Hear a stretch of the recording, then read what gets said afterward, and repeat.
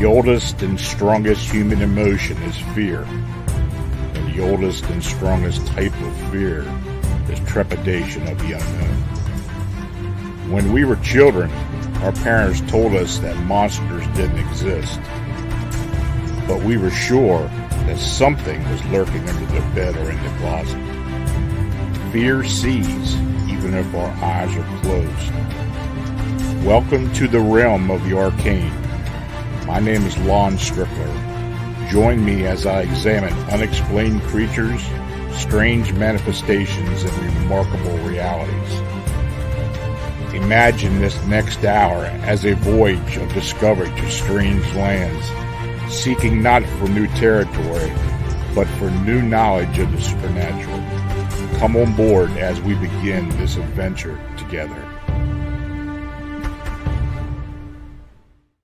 Hey folks, good evening and welcome to another episode of Arcane Radio, where we explore the unexplained live on Beyond Explanation.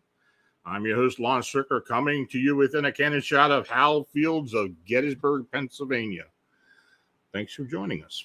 Now, quick note, as usual, Arcane Radio and Beyond Explanation channel is made possible by you liking, subscribing, and sharing our programming. Like tonight, Super Chat donations are essential for us to continue offering our unique content, and your consideration is very much needed and appreciated. Now, tonight, we are going to have a question and answer, Ask Lon Anything, or whatever you want to call it, session. Our guest kind of bailed on us, so we had to kind of rush around yesterday and get this all put together. But anyway, what I need for you to do is to post your question in the chat room, all caps, and the gentleman behind the scenes, Bill and Vincent, will post them to me. And quite frankly, I'm open for anything you want to talk about, any question you have. There's been a lot going on, so can I ask if you're ever going to get a new chair? I don't need a new chair. You're stuck with this one, Chief. This is what I'm stuck with for now. Unless you want to buy me one, that's fine with me. So yeah, the old chair is here to stay. So like I said, if you got questions, and we got some giveaways. We've got we've got three winners of signed books. You can pick whichever the last three books that I've written to have sent to you, and Vincent will choose who will get those. So be nice to Vincent. And we will also give away a Arcane Radio hat or mug, your choice. And we'll give away 2 of those. So let's start getting some questions. What do you want to know about? Any updates on the Chicago flying humanoid? Oh, yes. There have been, of course, what was on. 2 weeks ago we had Manuel and Tobias on with us. We've been kind of hashing that out. We've been trying to figure out what really did happen that night. And overall, it's pretty much what we expected. Now, we have had some communication directly with Ukiah and Uru and my contact, which his name is Chulko. And we've been getting some questions answered, but we're still working on it. Jennifer and I have been working exclusively on this together, and it's continuing. But we had an interesting conversation last night. Vincent, who has been doing some artwork as far as the cryptid stuff, we're contracting him to do some artwork for us. And we contacted Uru last night, Jennifer and I, and she was asking Uru to give his description, the real description, not necessarily what people have been telling us they look like, or what they've seen or perceived that they looked like. Quite interesting. quite interesting. So, I guess we had about an hour's worth of talk on that. But there are some changes. There are some differences there. And for what we understand, Uber is the one who's been showing up around O'Hara. Now, there have been some sightings of other type of beings. Maybe we'll get that at some point. I don't know. I hope. But that's what we're working on right now. So when Vincent gets that all written up, gets that drawn up and sent to us to look at, we'll eventually get it out there to y'all. Should be very interesting. Do you think Bigfoot and Dogman both have that cloaking ability? Yeah, I think they do. I think they do, and others as well, other cryptids and other ultra-terrestrials and other beings. And when you say cloaking, we're talking about the Glimmer man effect, the class scene effect. People call it the predator effect. I think there really is something to that. I really do. We have been lucky enough to get some photographs of this. Very interesting photographs, mostly up in trees, some on the ground. We had a picture come not long ago of a photograph of a looked like a Bigfoot. Literally was manifesting, and partially manifested. One part of it was in this glass scene look, this Glimmer man look, and then the other was like a leg of an actual Bigfoot. That happened at Salt Fork State Park. I think, yeah, that's where it was. And so that's interesting. So like I said, any more we get on that, we will keep you updated. But no, I do believe that this they do have the ability to cloak. Now, we may be proven wrong at some point, some juncture, something else might come up. But I've looked at other people's encounters and things that they have discussed and some of the effects they have noticed and manifestations as such. I think this is something that really, really happens. The flying manta rays, anything on them? Not recently. If you read my book, Winged Cryptids, it's I do have a chapter in there about the flying manta rays.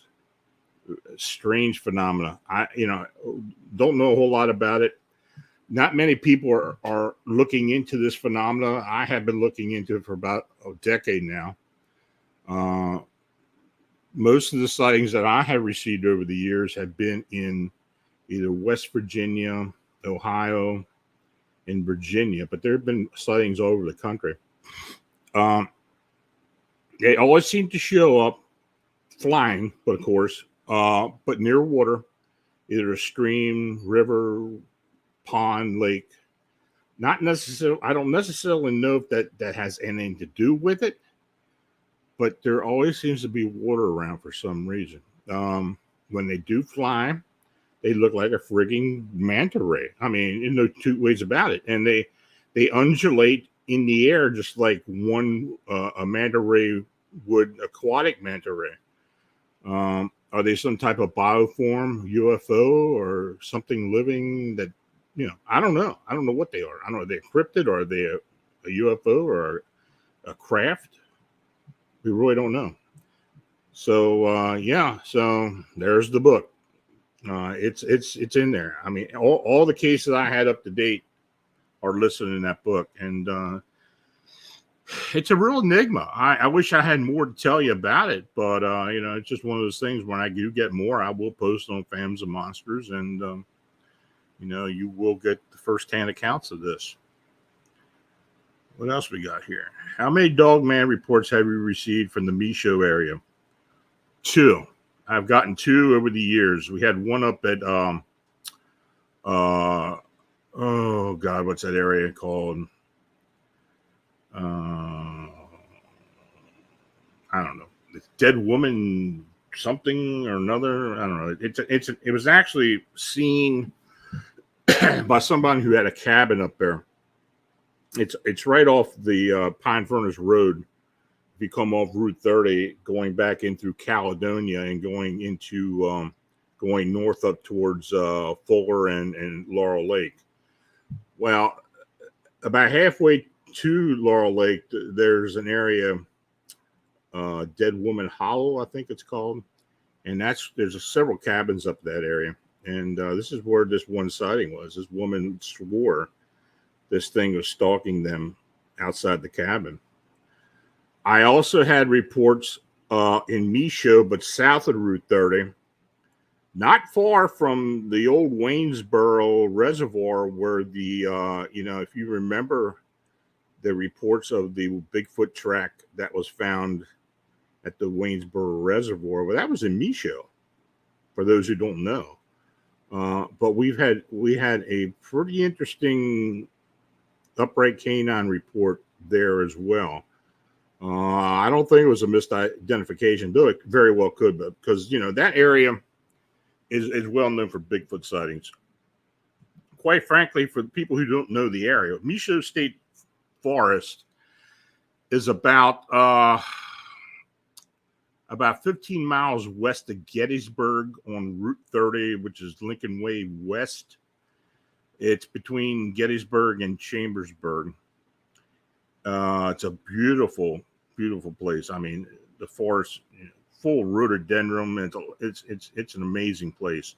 I used to spend a lot of time up there when I was a kid. Used to do a lot of trout fishing, fly fishing in there as well. But I knew of some of the sightings that had been up there for years. And of course, most of the sightings of Bigfoot that we get up there are from Bigfoot literally picking up dead deer, roadkill, off the side of the road in early evenings and at night, and slinging them over their shoulders and going into the woods. We've had several of those. I had a couple from Indiana who was visiting Gettysburg who came back through there, and one ran out in front of the car. And the description of that thing was pretty interesting because it had a really long face. How they described it, it wasn't your typical Bigfoot, but it was a big creature. So yeah, that area is full of Bigfoot reports. Even in Gettysburg battlefield, Gettysburg is well known for, of course, the manifestations and the energy and all that people talk about, and the apparitions they've talked about for years and years since the battle. But Gettysburg is also well known for UFO activity and Bigfoot activity. The area around, and I've had a couple sightings. The area just just north of the wheat field, going in towards the into the peach orchard and further north, have had sightings of Bigfoot over the years. There's also been a lot of UFO activity as well. So yeah, I mean, this part of Pennsylvania, South Central Pennsylvania, is loaded with phenomena. And of course, I've had my winged humanoid encounter not far from Gettysburg, well, not far from where I live now in Conowagha Township. And yeah, it's this area has had a lot of sightings. The Littlestown south here near the Maryland border, we had a winged humanoid sighting, and Timothy Renner investigated a report I had over by Conowagha Furnace, which is near the Susquehanna River, where Cador's, not Conowagha Furnace, Cador's Furnace, where the Cador's Creek empties into the Susquehanna River. And he checked that out, and he's seen a few bizarre things in the area as well. So, yeah, so this is an area of a lot of phenomena. So, it's kind of a crazy central around here. Ever heard of a Bigfoot or Dogman fighting a bear? I've never heard of them fighting a bear, but I've heard of them fighting each other. And the only reference I have to that is from J.C. Johnson, when he was up his last couple of years when he was living up in northern Minnesota. The property where he was staying and investigating had basically two factions, one of Bigfoot and one of upright canine in there. It's a highly indigenous area. The Ojibwe have a reservation very near there. There's a lot of little people activity up there as well. It's a strange place. It really is. But I have been told that there have been some battles between Bigfoot and upright canine there. Butch and I have talked about this for a long time, that in this area in particular, and areas along the ridges along the Appalachian Trail, and then all the Appalachians that run between Pennsylvania south into as far south into northern Georgia. There may very well be some type of hybrid migration routes in there. And from all indications from what we get, it seems the upright canines like to travel on the ridges, and the Bigfoot like to stay down the valleys. Now, I don't necessarily know that for a fact, but just by some of what people have told us, it seems that's what they utilize. So do they utilize that for a specific reason, like to stay away from each other? I don't know that. I really don't know that, but I think it's a possibility. Have you had Dogman or Bigfoot activity during the Mothman sightings? No, nothing like that in and around the Chicago area, even as far out as we have had. We run about 250-mile radius of the city for these sightings, and you're going to get a Bigfoot, and of course that area runs into the area around Bray Road, so you're going to get some sightings of an upright canine here and there, but I don't think it's related to what's going on with the Mothman or the winged humanoids. Southern Wisconsin, northern Illinois have always been well known for a lot of strange activity, in particular winged beings, and of course the upright canines. So, what's your favorite cryptid, Lon? Mothman. I had a personal encounter with a winged cryptid a winged being back in 1988. I've been fascinated with it since then. And, is that the reason why we're getting these reports? I don't know. But what I saw back then is the description is very similar to what people are saying have been seeing around Chicago. Now, is that a coincidence? I have no idea. I really don't. And I'm not gonna speculate if there is a connection or not, but it just seems awful strange that my team and I are getting these reports because, did it have anything to do with what I had? I don't know. It's interesting, but What do you think about the possibilities of these creatures coming in and out through portals around the old burial grounds, cemetery, Indian burial grounds, and correlations between? I don't know. Of course, we're looking into the cemetery at O'Hare and these ultra-terrestrials, unseen ones, and the possibility that they're using that area for coming in and out through portals, rifts between dimensions. I don't know. There's always been this. There has always been somewhat of connection between Bigfoot, Sasquatch, and upright canines as far as cemeteries go. Now, why that is it because of the energy? Is because the spiritual energy around these places draw them in? I don't know. But I could, countless times I have talked to people who have had encounters with these beings in cemeteries. Upright canines, right in the middle of the day, Bigfoot would be standing around the periphery of a cemetery while funeral going on. I mean, I've heard all kinds of crazy stuff. But they do seem to be attracted to that. Now, is this the same old theory that that these anomalies, paranormal, was kind of related somewhat? Well, is there a connection? Sure, it very well could be a connection. I think there is a connection myself. Why that is, I don't know. But you can speculate all you want. But when you start getting involved with investigations nowadays, particularly, you're usually not going to run into just one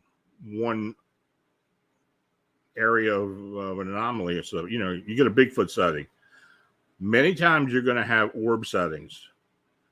Many times you're going to have other stuff happen, possible manifestations of unknown things, UFO activity. It happens. It happens a lot. And it seems to be happening more and more as time goes by. This is just something else that, if you're an investigator, cryptid investigator, paranormal investigator nowadays, that's something you got to keep an open mind about and expect to happen. Just don't shun it away as something else. Make it part of your investigation. Make it part of what you're dealing with. That's the only way we're going to find out what's really going on. J.C. Johnson farm where he stayed. What is happening there now? Well, that's just what I was talking about. That was up in Minnesota. I don't know. I haven't kept in contact with Ron, the guy who lives up there, who had the farm. I haven't heard a thing from him, actually. So I can't give you a good answer on that. All I can say is go to Fams and Monsters, and on the right hand, on the web version, and on the right hand column, there's a link there for J.C. Johnson's investigations, and click on that, and all his cases that I've investigated with or posted with him, because Jack was involved with a few of those. David Weatherly, Leonard Dan, several people have been involved with JC when he was investigating, and they're all listed there. Lon, do you have an opinion which is more aggressive between Dogman and Bigfoot? I'll be honest with you. I think from what we have gathered, if I had to see between one of the two and more aggressive, I'd say the Bigfoot or the Sasquatch. And the reason I say that is the upright canines, though they're very daunting looking, they're scary as hell for the most part. They're big. They will stand their ground, but they don't normally back off, and they very rarely attack. Now, recently I had James West on the show, and he talked about the Dogman attacks that he encountered in Greene County. Well, that's kind of that's kind of something we don't usually run into. I don't doubt him. I believe every word he said, but it's something we just don't experience that much, especially here in Pennsylvania. So, but Bigfoot, yeah, occasionally we'll get one that seems somewhat aggressive. You get in an area where you it's actually, you're interfering with a hunt or something like that, then they will get a bit testy. As far as actually attacking and killing someone, I haven't seen that. Of course, you're going to get reports, old reports and such, where somebody claims that they were attacked and hurt by a Bigfoot. Well, I haven't really seen the proof, though. Any recent Mothman sightings for you? For me, no. I haven't had anything. As far as what's going on in Chicago, the last thing we have investigated is the July 22nd sighting of several people. The unseen one by the name of Uru has come forth and said that was him. So that's what we've got so far. It's interesting, though, since we've had these communications with these beings, we have not had any more sightings. Now, is there something behind that? I don't know. I guess that's a good question that we can ask them. That's the first I really thought about it. So I guess we'll have to ask and see if they've kind of held back on appearing recently. But no, July 22nd was the last one. Have you heard about the sunken Aztec cities in North America? Well, there is some evidence that the Aztecs actually came from areas around Minnesota and Wisconsin, and eventually made them way south. Are there areas in the southwestern part of the United States now where the Aztecs actually may have settled at some point? Yeah, I believe so. I do believe so. Eventually they ended up down in present-day Mexico City. But the sunken city, I don't know. I honestly do not know. Any updates on the anomaly photo? Any info you can share from David Eckhart? If you're referring to the winged humanoid sighting, a winged humanoid photo that David captured years ago, no, there's no update on that. We are having work done on it. Hopefully, we're going to come up with something on that. David really hasn't come forward that much on that. I don't know if he. I haven't talked to him about it. I don't know. This is something that I sensed. It just happened to be something that David had shown me, and in fact, I found another photograph which I haven't put back out yet, and I'm going to. There's another photograph of something I believe was a winged humanoid that David captured at one point. So I'm going to kind of put that out in front of the group next week, and see what they think about it. But it sure looks a lot like what was captured in that photo. So you all can look forward to that. I don't know if that is or not, but we'll see.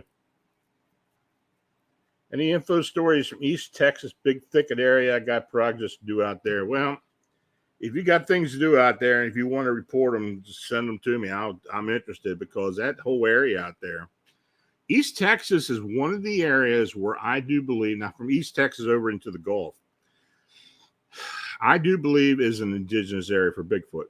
And in fact, I think most of the sightings that are going on in East Texas, in that big thicket area, or you want to call it that, the whole way from there over into Arkansas and across the even into Louisiana. I think those are indigenous Bigfoot.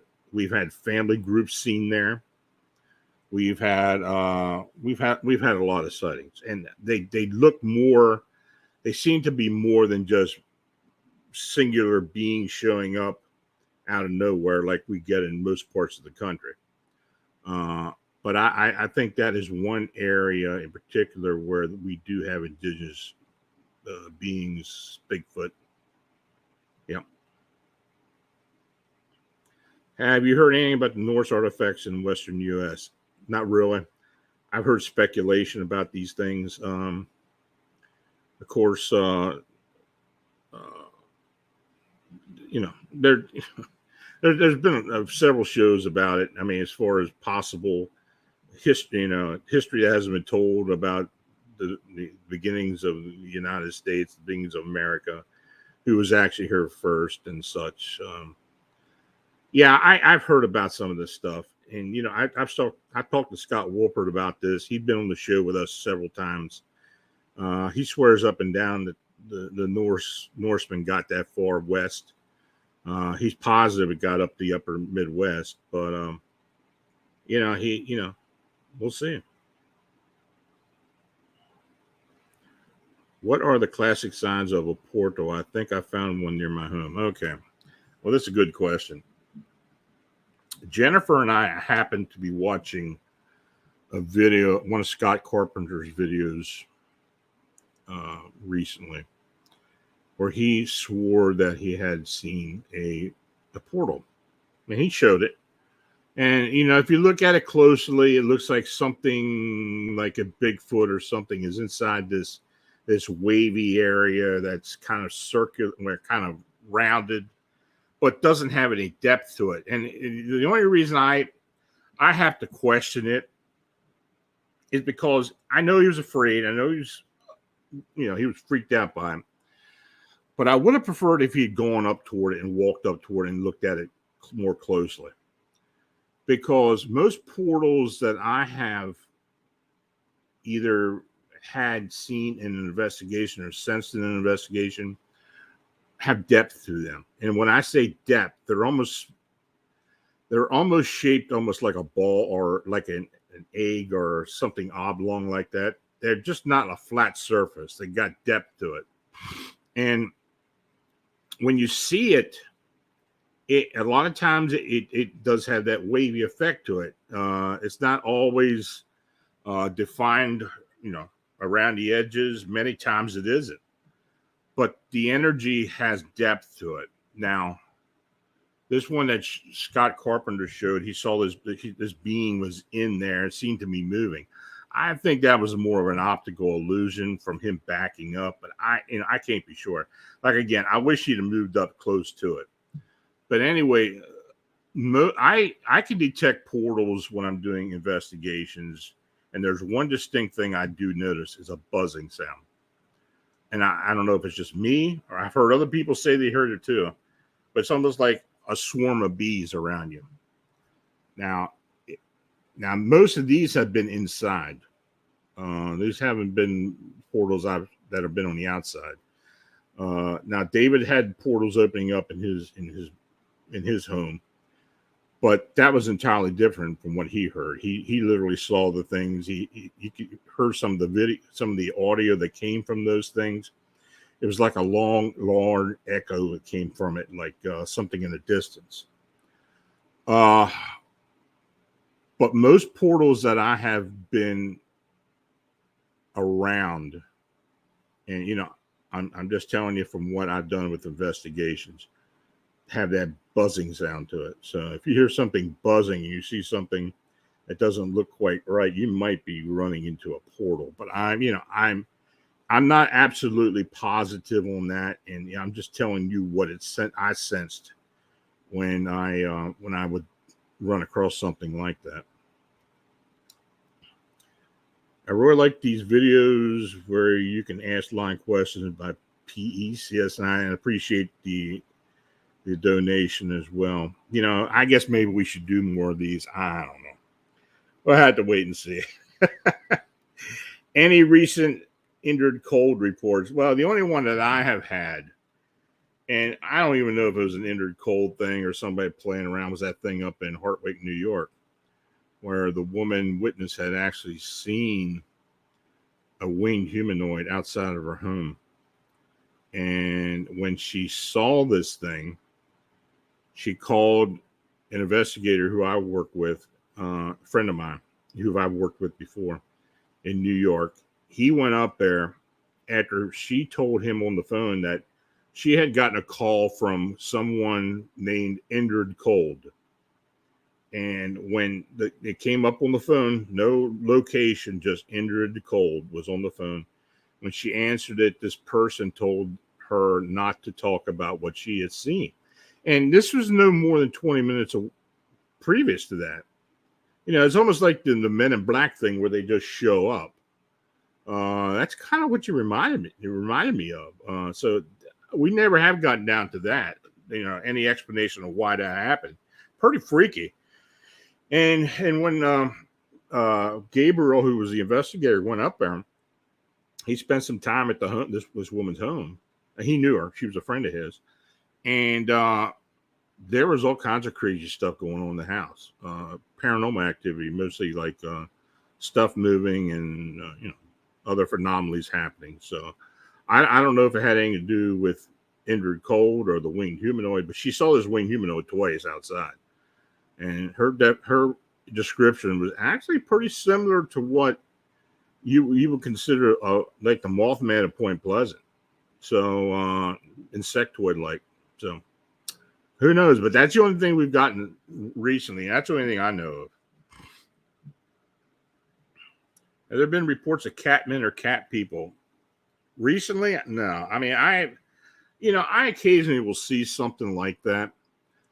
I know of a series of reports years ago down in Florida on the West Coast, along the Gulf Coast, and Naples, Florida, actually was an area where we had several reports come from. Now, I don't know if these were cryptids or these were some type of non-terrestrial being. We've had a lot of UFO reports down there, as well as people claiming they've seen alien or extraterrestrial activity. But yeah, that's the only cat people that I know of. Of course, I'm sure other people have had reports. I'm not privy to all the reports that come out there, but as far as what come to me, no, that's the only one that I can think of offhand. Has Lon experienced spirits? Yeah, I have. I have a lot of them, actually. More than I actually want to admit, be honest with you. Every time I do a case where I'm doing a remote view or I'm involved with an actual haunting case, or me and someone else are called in to do that, yeah, you're involved with spirits. I mean, you may, you may think you're going in there and it's cut and dry and you can move something out with getting involved with it. But look, it doesn't always work out that way. I have had psychic attacks. I have had literally physical attacks from these beings over the years. Cause some injury. I mean, I've had lacerations. I've had bruised ribs, horrific headaches. I mean, sometimes it's put me down for a couple of days. I literally had to stop right on the blog once back in 2011 during a case. I couldn't even get myself to get in front of the computer and write about it. So yeah, it happens. And yeah, I dealt with a lot of these spirit attachments over the years. People who think they're paranormal investigators go out there, don't protect themselves, start calling out spirits in a cemetery or someplace, and then they get an attachment. And then they come calling. They want to know, well, what can I do? What can I do? Well, first of all, you should have known what the hell you're doing. But more cases than not, we will help them out. I just get perturbed when they go back out and do it again. So, but these things happen. Any more questions? Has anyone ever seen a female Mothman? That's a good question. I don't know. Maybe they have. Or are there sexes of Mothman? I don't know. Maybe that's a good question for the unseen ones. I think Jennifer has brought that up to me once, actually. Of course, we talk about cryptids and sexes. She had asked me about Dogman upright canines, if there's sexes. Do we ever see those that have breast or female genitalia? I don't know. Of course, we've seen breast on Bigfoot. As far as winged humanoids, I don't know, or winged Mothman or whatever. I can't answer that. I absolutely don't know. I do not know of any of these beings that look like they have breasts, though some of them do have larger chests, almost like they look like they're armored to some point. Some of these sightings in Chicago were, even though they were mostly very emaciated looking beings, a lot of the things that they had, the skin, the texture of the skin was almost like it was armored. Sometimes it looked like it was very shiny, like it was wet. Maybe it could have been something like an exoskeleton or something like that. I don't know. But as far as sexes, that's something I will keep an eye out for. But quite frankly, that hasn't really come up. Can you tell us about your recent haunting case? Well, that's from Vincent. Which one are you referring to, Vincent? I'll get back to Vincent. Can you ask your O'Hare airport contacts to get CCTV security footage for you? It doesn't work that way. That all goes through the FAA. Everything that's out there at O'Hare goes through Homeland Security and the FAA. You can file FOIA requests with the FAA, even with the TSA, but it's just a matter of, are they going to cooperate with it? So far, we haven't had any cooperation. Between Tobias, Manuel, myself, and others, we have filed FOIA request upon FOIA request, and I've only ever got one decent response, which was something happened at Woodstock, Illinois, about a report, but it wasn't anything to do with security cameras. I have tried to get security companies in Chicago to come forth. You can't file a FOIA with a security company because it's not, it's private, so it has nothing to do with the government. The city of Chicago has not been willing to do anything to help us. And when I talk the city, I'm talking the city hall and everything associated with the police, fire, the whole thing. City maintenance, city maintenance works, everything.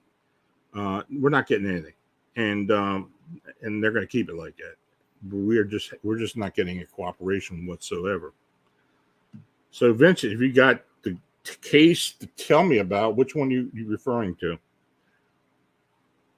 Which one? One aggressive entity.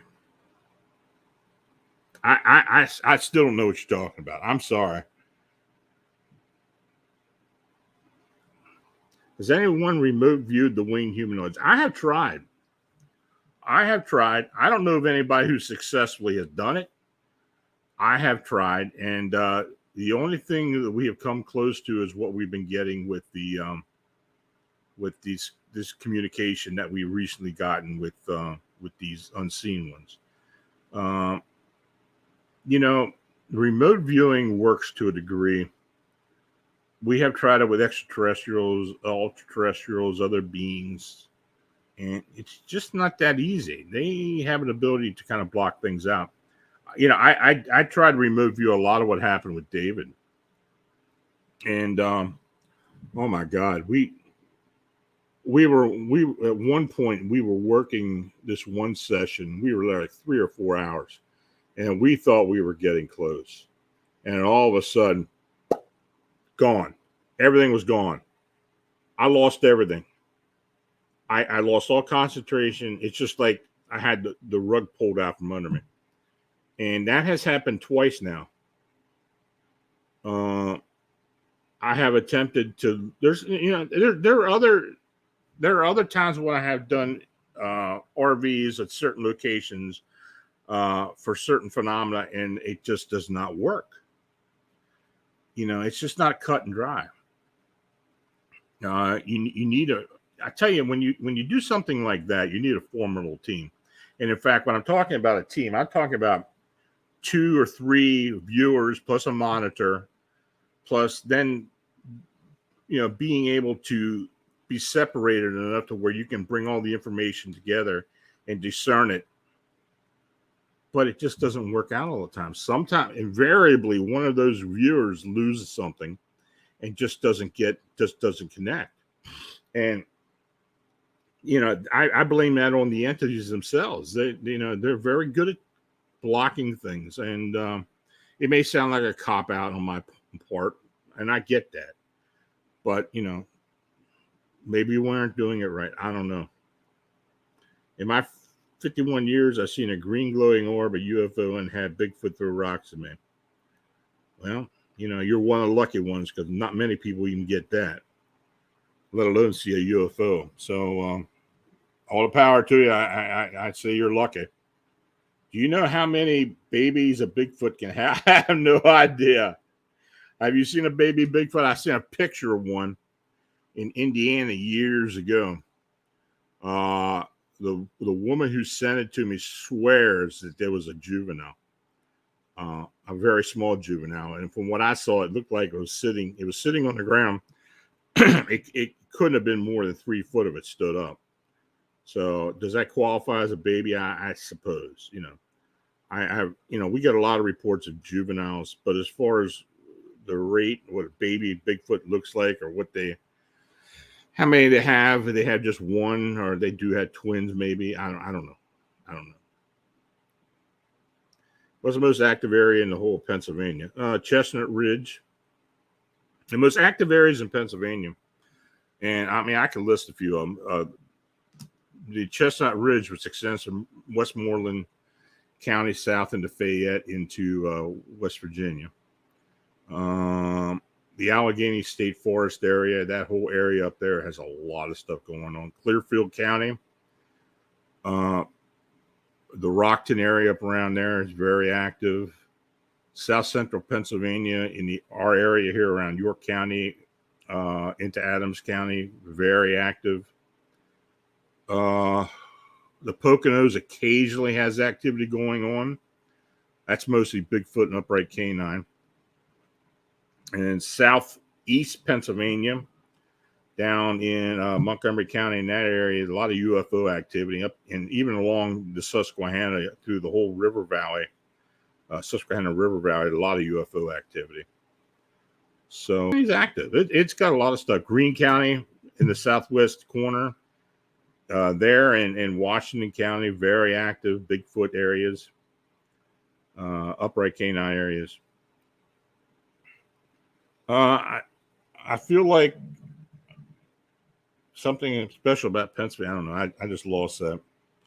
I feel like as a whole, there's something special about Pennsylvania that a lot of the other places don't have. Maybe because of age. It's been a hotbed for supernatural experience. My thought about Pennsylvania is, look, Pennsylvania as a whole has a lot of granite and a lot of limestone and a lot of quartz. I mean, those are three minerals that seem to generate activity. Plus, there's a lot of water flow. And when I'm talking water flow, I'm talking about springs. The whole state has large aquifers and spring areas. Butch and I were talking about up in northern Lancaster County, which you don't really think about as an active area. But that area where we had all this activity years ago, there was like springs everywhere. There's just water everywhere. So, these seem to be areas where the indigenous peoples hung out at. They had a good water supply, a lot of hunting, and lots of heavy forest. Pennsylvania still has over 51%. It's 51% forested now. It's got a lot of wilderness, a lot of places people are very rarely going into. So it's there's a lot of states like that, but Pennsylvania, in my opinion, is special for a lot of different reasons. And of course, it's man-made too. Of course, with Gettysburg and historically things that have happened. So yeah. What do you know about the river monsters in the Monongahela River? Well, Monongahela, I've heard a few cases of people seeing something raising their ugly heads out of the Monongahela. Are they actually monsters or are they just large fish? I don't know. Those rivers out in western Pennsylvania, especially in Monongahela, because we have heard a lot from there. Because there's a lot of rivers that go into there, especially the Youghiogheny. Then of course all that goes into the Allegheny and the Monongahela go into and form the Ohio River. So I don't know. There's a lot of aquatic activity. Stan Gordon has talked about a lot of this. He has documented a lot of UFO activity along Monongahela, along the Youghiogheny. We've had a lot of Bigfoot activity along the Allegheny, not too far from Pittsburgh. So, it's just one of those things. These river systems seem to have, a lot of strange cryptids and unexplained phenomena. And as far as specific types of water creatures, I don't really know. Do you think Mothman has live babies or caterpillars? I don't know. I don't even know if they have babies. I mean, I believe they're. I think they're summoned beings. I think they come from another dimension. I do not think they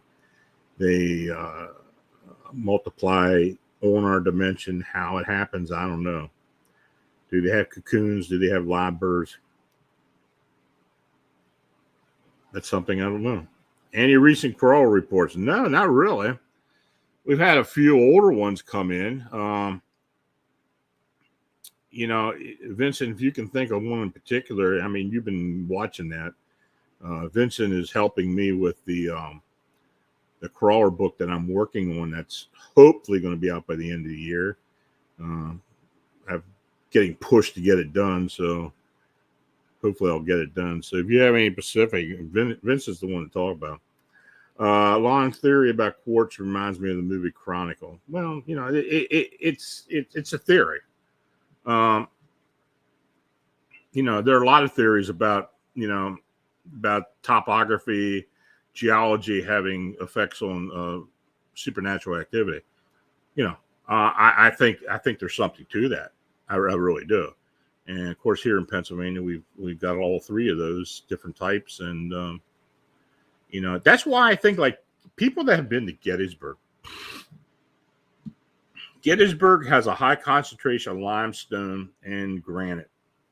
And when you get out into the battlefield, you will notice a lot of heavy outcroppings of stone, of heavy bedrock that literally comes out of the ground.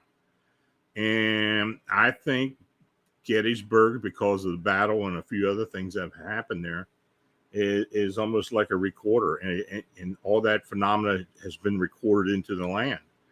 And I think that's the reason why it's so heavy as far as activity. You go to a lot of battlefields. Now, of course, I know Gettysburg was one of the biggest battles in the United States. And of course, another one was Antietam. But you don't get the activity in some of these places like you do at Gettysburg. And I think that's the reason why. Another question. Was that Michigan VHS Dogman video hoax or real? That was a hoax. That was the Gable film. Had me convinced for a while. Seriously. Back in the late 2000s, I mean, that was a frightening looking thing, that thing. But what it turned out to be was somebody who could literally run on all fours like a dog. For those who have seen this thing, it's probably it's quite a film for an amateur film, and it had a lot of investigators fooled for years. I think Linda Godfrey blew the lid off that thing, and I believe it was. I think it was a fake, but it kind of started the whole Michigan Dogman and the upper Midwest Dogman going into the Bray Road stuff. So. Legend kind of spurs reality sometimes. I think, I think the Gable film was a hoax. I do. When you investigate David Eckhart's home, I have never been at David's homes. He's lived in two of them that have had these issues. He has a group down there working in his home right now. They've been working on a supposed documentary. I had talked to one of the lady who's actually working with him. I know David's putting a lot of stuff on TikTok and other social media. So I'm not directly involved with that, to be honest with you. I have no say either way on it. But, I hope they do find something, I just hope they stay safe by doing it. Lon, tell us about the psychic attacks from the haunting in West Virginia.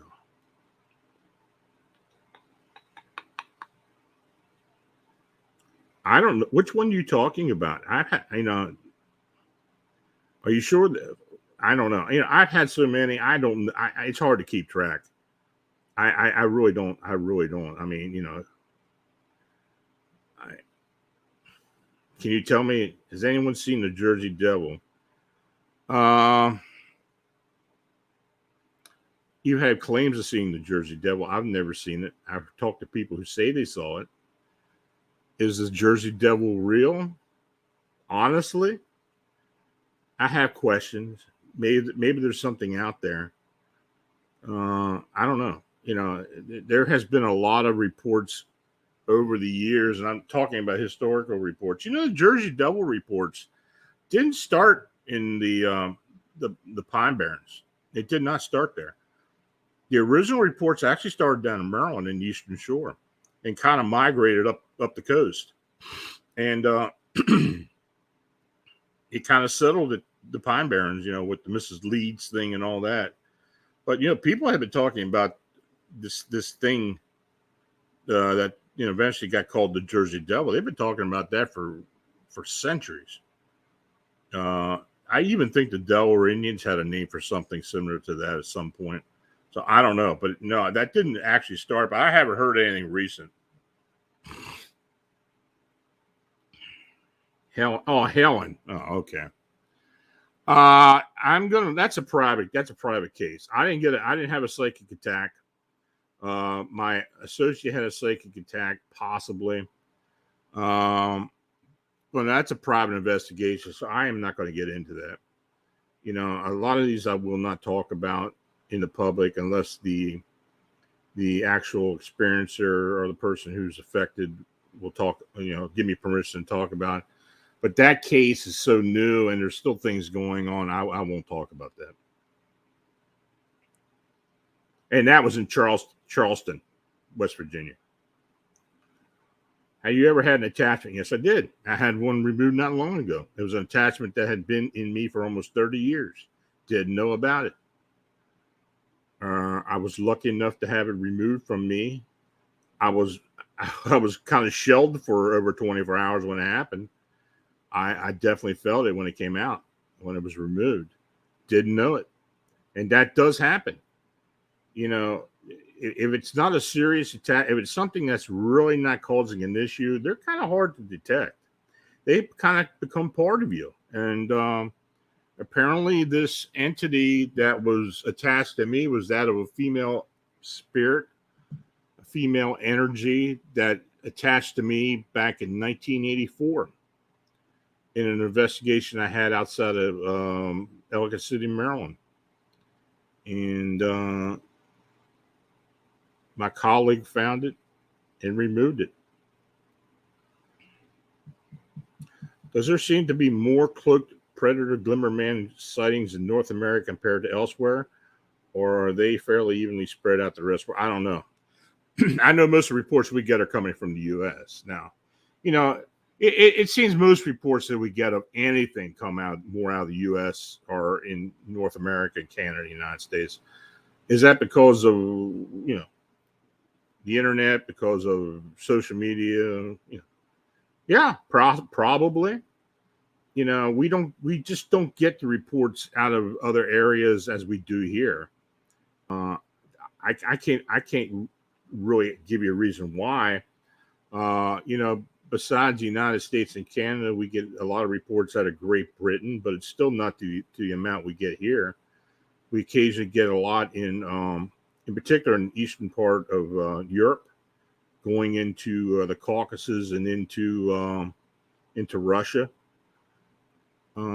Maybe some in Australia, few in Australia, especially if it's if it's a Yali or something like that.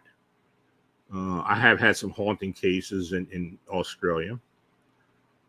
But as far as cryptids go, you know, you think you'd get more out of Africa, and we have cases in Africa, in the subcontinent and other parts. But you know, I guess it's because of the tradition and such. A lot of that stuff just doesn't get out. If we do get a case in Africa, it's usually from somebody who's there on missionary or somebody who was there on a trip or something. So one more, Lon, can you share who helped you remove the attachment? Yeah, Jennifer, my associate, actually did that, and I'm grateful to her for doing that. Okay, folks. Well, you know, thanks for joining me this evening. It was pretty lively. For those who gave us a donation, I really appreciate it. And Vincent is taking names and telling people what they've won, so or what they're going to receive. So I'll get that out to you as soon as possible. The books from the last session were mailed out this week, so I will get the other stuff out to you as well.